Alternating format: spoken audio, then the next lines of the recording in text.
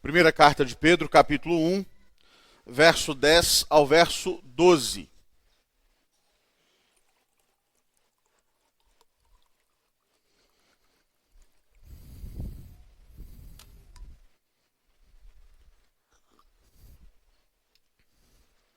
Primeira de Pedro 1, de 10 a 12, palavra do Senhor que nos diz: foi a respeito desta salvação que os profetas indagaram e inquiriram, os quais profetizaram acerca da graça a vós outros destinada, investigando atentamente qual a ocasião ou quais as circunstâncias oportunas, indicadas pelo Espírito de Cristo que neles estava, ao dar de antemão testemunho sobre os sofrimentos referentes a Cristo e sobre as glórias que o seguiriam.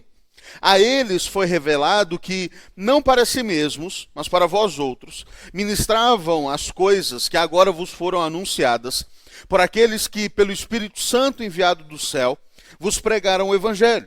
Coisas essas que anjos anelam perscrutar. Vamos orar mais uma vez? Feche seus olhos, curva sua cabeça, peça para que o Senhor ilumine sua mente, seu coração, a fim de que a palavra dele seja clara para nós nesse dia.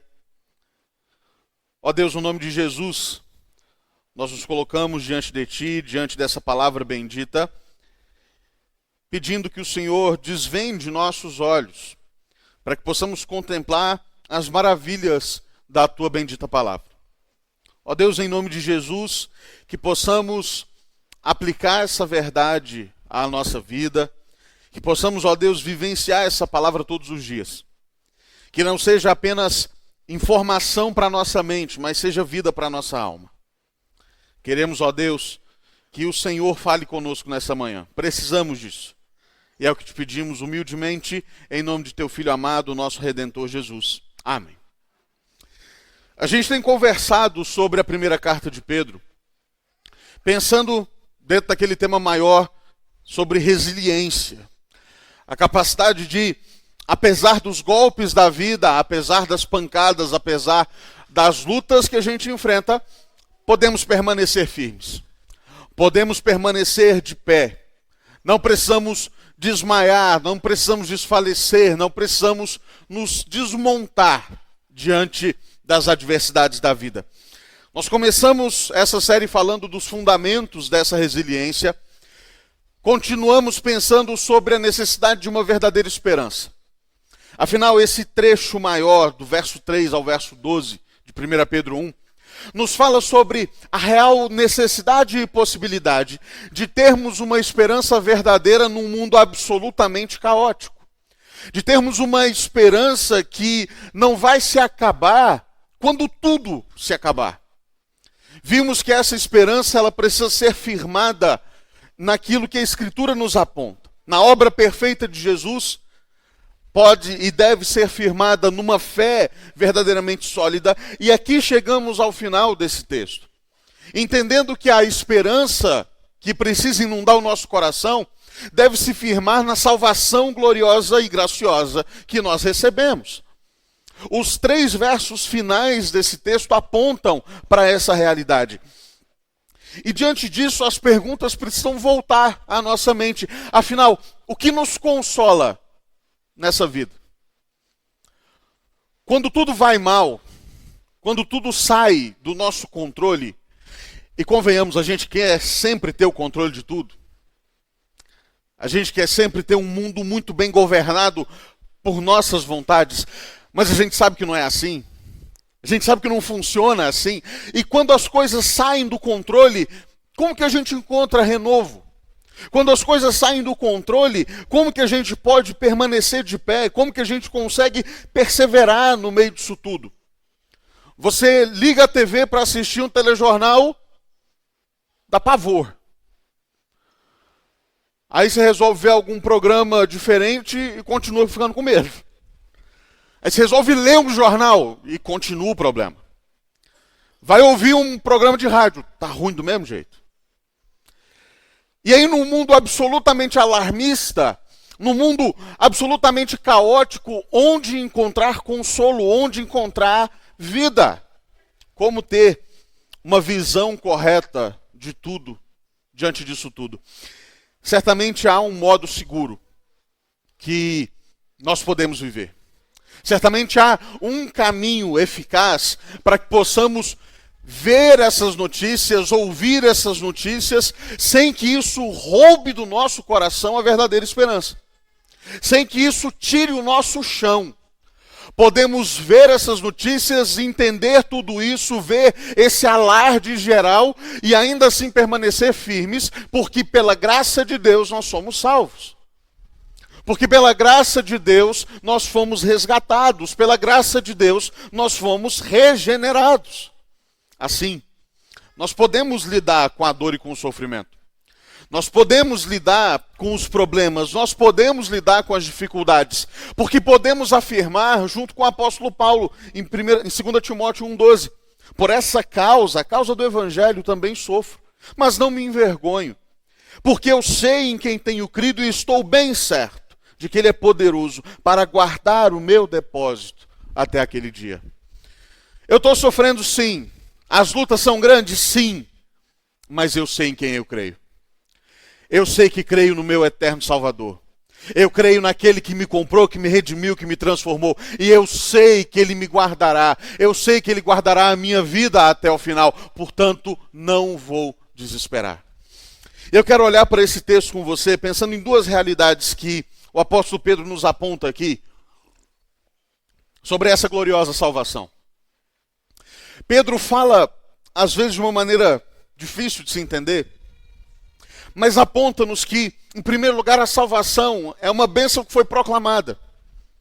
No verso 10 e no verso 11, ele destaca essa realidade, apontando a forma como essa salvação foi proclamada e qual era o conteúdo de toda a proclamação dos profetas do Antigo Testamento.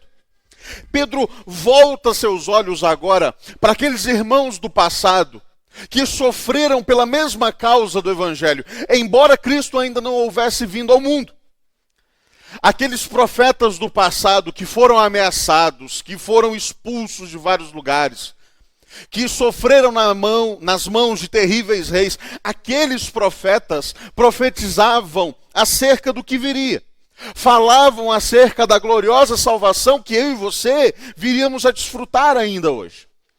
Esses profetas profetizavam de uma maneira muito específica e muito clara. Diz o texto no verso 10, que esses profetas indagaram e inquiriram. E no verso 11 ele diz que esses profetas investigavam atentamente qual a ocasião ou quais as circunstâncias oportunas indicadas pelo Espírito de Cristo que neles estava.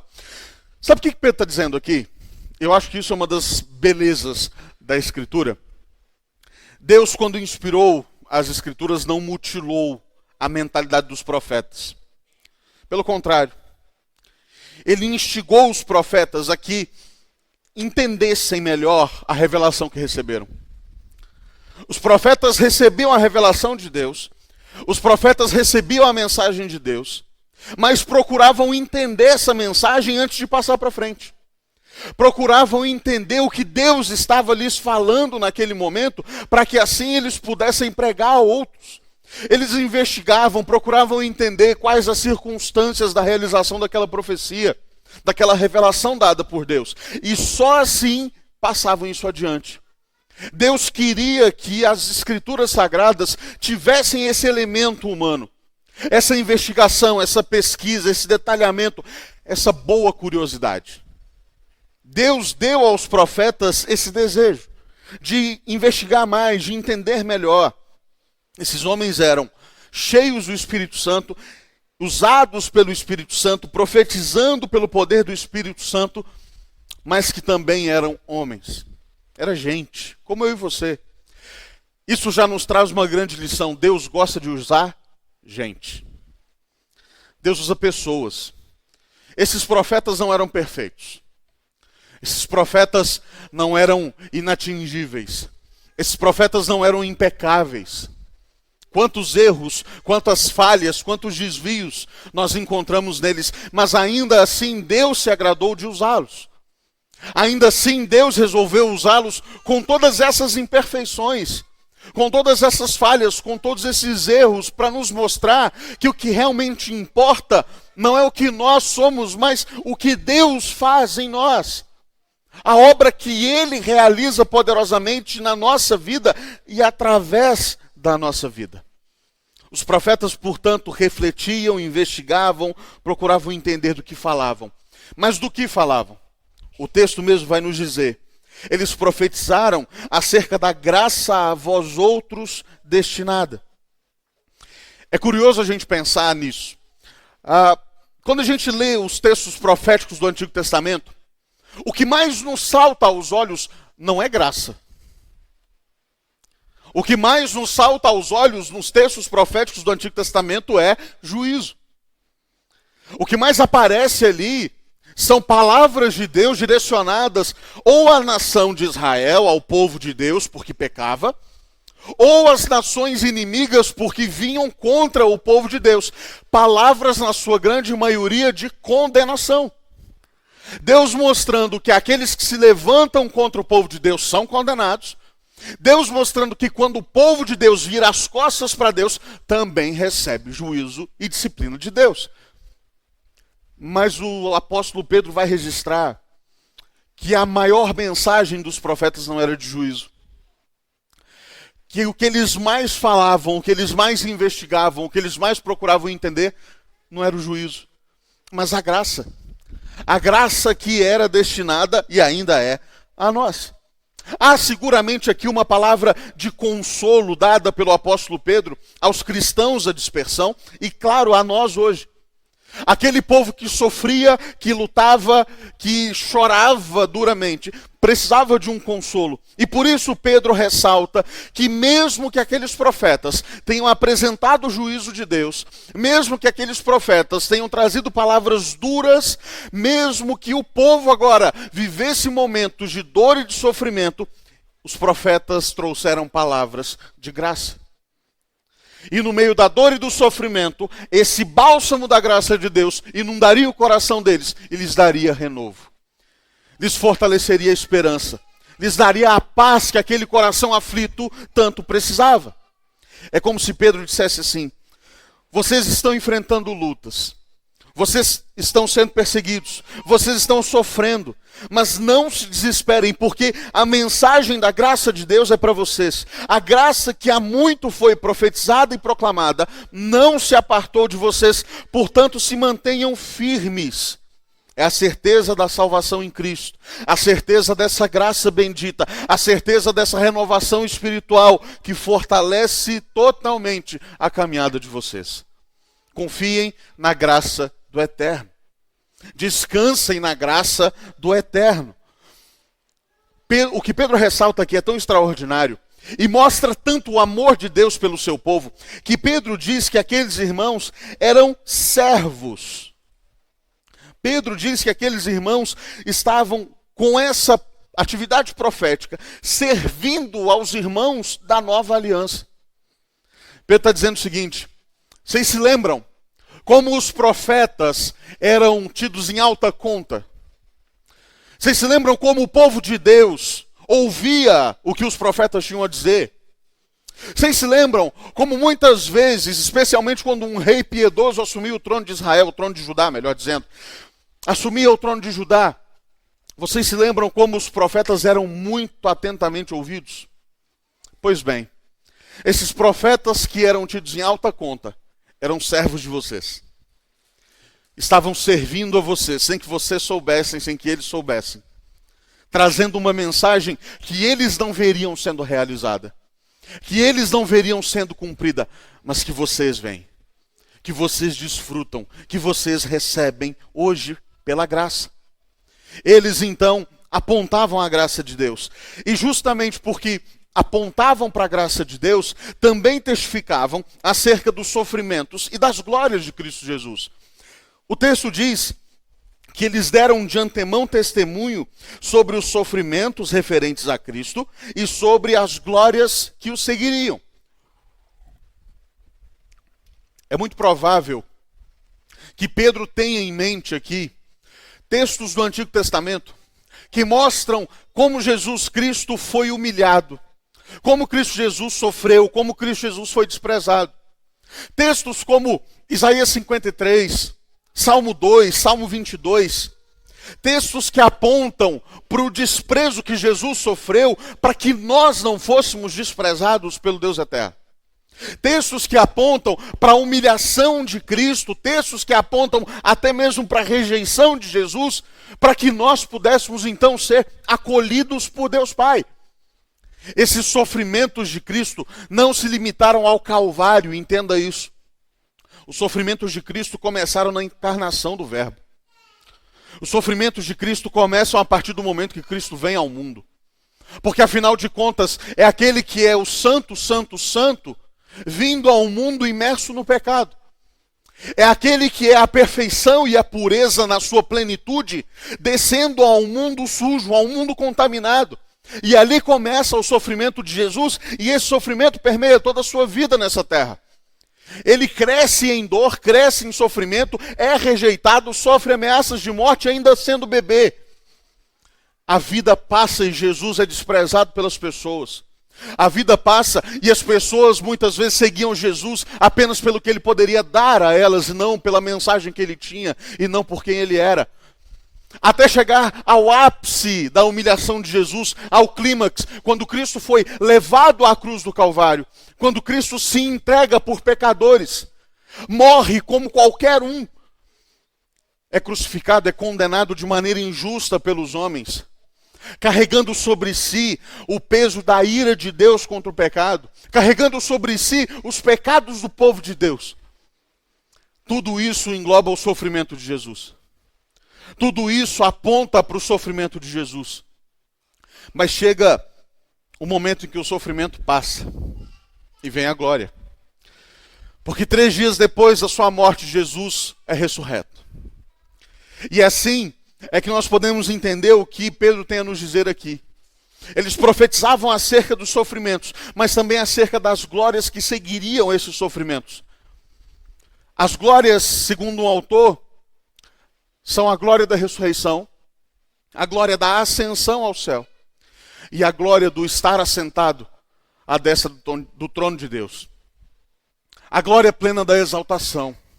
E aqui há um princípio muito claro para nós, irmãos. Nós que muitas vezes buscamos uma vida sem dor, nós que muitas vezes buscamos uma vida sem sofrimento, que muitas vezes buscamos uma vida extremamente fácil, sem adversidades, sem lutas. O que Pedro está nos dizendo aqui é que existe uma ordem muito clara a ser vivida. Primeiro vem o sofrimento, depois vem o triunfo. O Cristo da cruz é o Cristo do trono. Mas para ir para o trono, primeiro ele passou pela cruz. Para desfrutar da exaltação que Deus o Pai lhe deu, primeiro ele enfrentou a humilhação pública. Primeiro ele foi perseguido, primeiro ele sofreu. A gente não pode queimar etapas ou inverter as posições. A gente não pode pensar que nós viveremos de maneira diferente. Afinal, nós somos chamados a imitar Jesus. Isso não inclui apenas aquilo que não nos causará dor. Imitar Jesus não apenas naquilo que não nos traz problemas. Às vezes, imitar a Cristo nos dará problemas. Às vezes, imitar a Cristo nos dará dor. Mas olhamos para isso com esperança. Porque depois da dor virá o triunfo. Depois das lutas virá a coroação, afinal. Primeiro vem o sofrimento, depois vem a vitória, depois vem a glória. A verdade é muito clara aqui. O autor disse que por mais que as lutas sejam árduas e as dores sejam intensas, em todas essas coisas, como disse Paulo, somos mais que vencedores por meio daquele que nos amou. Talvez nossa exaltação não se dê aqui. Talvez a cura tão esperada não venha, talvez a dor nunca passe enquanto estivermos vivos. Talvez o sofrimento não acabe enquanto respirarmos, mas a exaltação, a glória que vem após o sofrimento sempre chega para os filhos de Deus. Se não for aqui, vai ser na eternidade, mas ela vem. Nós vivemos com uma expectativa superior. Nós caminhamos com uma esperança que vai além túmulo. Além das dores dessa vida, além da morte, além dos domínios desse século, nós vamos para algo superior. Nós esperamos por algo superior. Charles Spurgeon disse certa vez que o amanhã pode nos trazer o que quiser. O nosso Deus é o Deus do amanhã. Não nos importam as coisas que têm acontecido e que para nós são desconhecidas. Nosso Jeová é o Deus das coisas desconhecidas, bem como das coisas conhecidas. Estamos determinados a crer no Senhor, venha o que vier.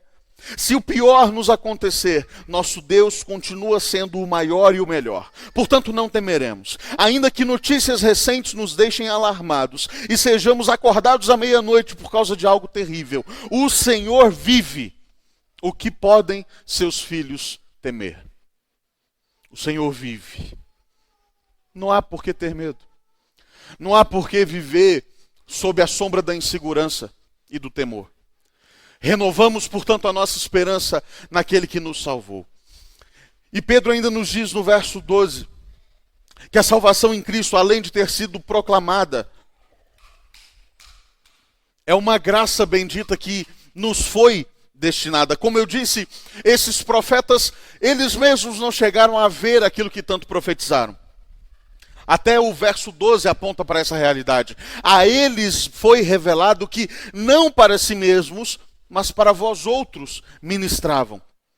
Pedro ressalta, portanto, que a salvação é uma pregação que relembra a promessa e celebra o cumprimento da promessa. Para os profetas do Antigo Testamento ainda era promessa. Para os profetas do Antigo Testamento, eles ainda caminhavam na expectativa. Eles seguiam ao Senhor, eles andavam com o Senhor, eles viviam para a glória de Deus, confiados naquela promessa inicial, feita lá em Gênesis 3,15. Que a semente da mulher esmagaria a cabeça da serpente. Que o Redentor prometido viria ao mundo e daria cabo definitivamente à obra do inferno. Que mataria a morte, afinal. Assim, todo o povo de Deus na antiga aliança caminhou sob a promessa. Todo o povo de Deus na antiga aliança caminhou confiado no que Deus havia dito. Mas não foi para eles. Toda a profecia, toda a revelação foi para nós. Nós desfrutamos da graça de Deus hoje. Eles caminhavam sob a promessa. Nós caminhamos a partir do cumprimento. Nós caminhamos a partir do Deus bendito que fez essa promessa se tornar realidade. Isso é maravilhoso. Nós caminhamos à luz da fidelidade de Deus. Caminhamos à luz da verdade de Deus. Do Deus que não pode mentir e não mente em momento algum. Que disse que enviaria seu filho para que se entregasse pelo seu povo. E ele o fez. E ele o fez. Assim, essa mensagem profética, essa mensagem da salvação, é a mensagem da graça de Deus. Nada que pudéssemos fazer poderia nos fazer merecer essa graça. Deus sabia disso. Por isso, Ele trabalha com a graça. Nada que pudéssemos fazer, nenhuma obra, nenhuma palavra, nenhuma ação, nenhum pensamento, poderia nos conquistar essa salvação. Deus sabe muito bem disso. Por isso Ele fez por nós o que nós não podíamos fazer. Por isso Ele realiza ainda em nós aquilo que não conseguimos realizar. E nos salva, e nos redime, e nos transforma. Um autor diz que essa graça nos mostra que não importa o que façamos para ser salvos. Nós somos salvos pelo que Deus fez. O cerne da mensagem não é o que nós fazemos para Deus, mas o que Deus fez por nós. Essa graça nos alcança de maneira extraordinária quando ainda estávamos mortos nos nossos delitos e pecados. Deus não exige que o obedeçamos para que Ele nos chame de filhos. Primeiro, Ele nos chama de filhos e então somos levados à obediência. Isso é salvação, isso é graça de Deus sendo manifesta na história. Isso é algo tão deslumbrante que até os anjos querem entender. Eu disse que Pedro fala no final do verso 12. Já mencionei isso daqui e repito. Os anjos não tiveram a menor chance de salvação. Quando da queda dos anjos, não houve um Cristo aos anjos. Não houve um redentor para os anjos caídos. Portanto, a salvação é algo absolutamente extraordinário, até para a mentalidade celestial. É algo tão absurdo, positivamente falando, que os anjos querem entender como que isso funciona. E por isso Pedro diz que são coisas que os anjos anelam perscrutar. Eles querem entender, eles querem investigar, eles querem dar uma espiada para ver como que é esse negócio de Deus salvar pecadores. Como que funciona essa dinâmica de gente que estava morta, agora vivendo para a glória de Deus? Como que funciona esse negócio de gente que havia rejeitado o Senhor, agora amando o Senhor? Como que os anjos veem isso? Como que os anjos podem enxergar isso? Paulo nos diz em Efésios 3, para que pela igreja a multiforme sabedoria de Deus se torne conhecida agora dos principados e das potestades nos lugares celestiais. Por meio da igreja, os anjos podem entender a dinâmica da salvação e ficar admirados. Um Deus que salva pecadores. Um Deus que redime pecadores, um Deus que resgata pecadores. A igreja existe, dentre outras razões, para manifestar essa salvação, para revelar isso ao mundo e ao mundo espiritual, para mostrar que Deus é gracioso, que Deus é generoso, que Deus é misericordioso, que Deus é bom. Qual a conclusão disso tudo, irmãos? Gosto de me lembrar do que o profeta Jeremias disse em Lamentações 3:21. Quero trazer à memória o que me pode dar esperança. As lutas sempre serão difíceis demais. Os golpes sempre serão fortes demais. Muitas vezes o choro parece que não vai durar só uma noite. Parece que ele vai se estender. Mas quando nós trazemos à memória o que nos pode dar esperança, nós encontramos alívio. Nós encontramos consolo.